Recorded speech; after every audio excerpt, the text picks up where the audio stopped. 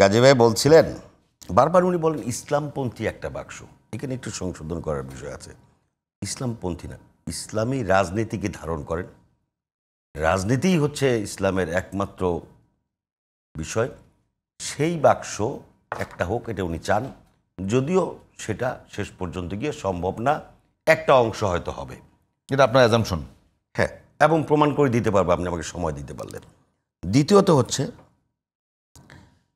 ওই একটা ব্যাখ্যা দিলেন উনি শুরুতে, যে এরশাদ সাহেবের নেতৃত্বে উনি যে জোট করেছেন, সেই জোটের সময় ওনারা জোট করার কারণে 40% ভোট, এই 7%-এর কারণেই কিন্তু, না হলে কিন্তু আওয়ামী লীগ হয়ে যেত। ভুল ব্যাখ্যা। বরং এই জোটটা যদি না হইতো তাহলে বিএনপি 7% বেশি পেত।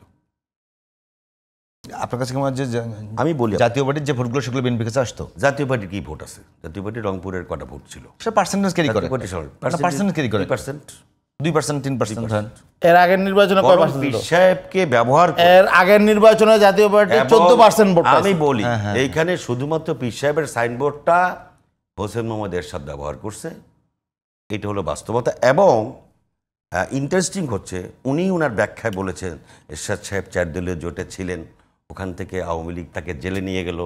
আবার উনিই বললেন যে জেলে গিয়ে মনে হয় তার সঙ্গে কথাবার্তা এরকম হয়েছে। তাহলে কথাবার্তা কি এরকম হয়েছে যে সালমান পীর সাহেবের সঙ্গে গিয়ে নেতৃত্ব নির্বাচন করো, তাহলে কিছু বিএনপির নেতৃত্বে যে জোট আছে তাদের ভোট কমবে? তার মানে ওইটাও আওয়ামী লীগের একটা কৌশল ছিল, যে তুই যা, বিএনপির সঙ্গে জোট করা ছাড়া যার সঙ্গে মন চাই যা কর। আমি এটা বললাম না যে রহমতুল্লাহ ভাই, আপনাকে একটা প্রশ্ন করি। উনি যদি ডিটারমাইন্ড থাকতেন হোসেন মোহাম্মদ এরশাদ, তাহলে আমাকে জেলে নিয়েছে, আমি জেল থেকে বের হয়ে আমি 4 দলীয় জোটেই থাকবো এবং আওয়ামী লীগের ভরাডুবি না, একটু বলবেন সেটা যদি করেন না। আপনাদের বিএনপি এবং দেখেন চরমনার পিছনে ওই সময়ও এরশাদের সঙ্গে থেকেও কিন্তু একটা সিট পান নাই, কিন্তু কারো না কারো সুবিধা দেওয়ার জন্য সেই দিন জাতীয় পার্টির সঙ্গে তারা একসাথে নির্বাচন করেছেন, এবং সেই সবগুলি ভোট এই বিএনপির বলয়ের ভোট কাটা হয়েছে, ইসলামপন্থীদের ভোট, আওয়ামী লীগের একটা ভোটও কাটে নাই। অতএব ওই পুরো ভোটটাই আওয়ামী লীগের পক্ষে কাজ করেছে।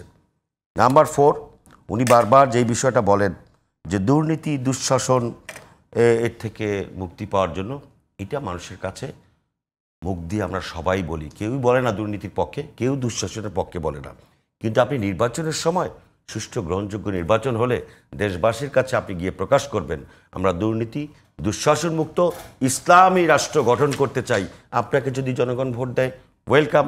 আর বিএনপি বলবে ইসলামের পক্ষে দুর্নীতি দুঃশাসন মুক্ত একটি আধুনিক বাংলাদেশ গড়ে তুলব। যদি জনগণ বিএনপিকে ভোট দেয়, ওয়েলকাম। কিন্তু রাজনীতিতে সুষ্ঠু পরিবেশটা নিশ্চিত করা দরকার। ফ্যাসিবাদ বিরোধী ঐক্যের মধ্যে যাতে কেউ ফাটল ধরাতে না পারে, এরকম কোনো আচরণ কেউ যাতে না করেন, এটা আমি একজন রাজনৈতিক কর্মী হিসেবে অনুরোধ করলাম।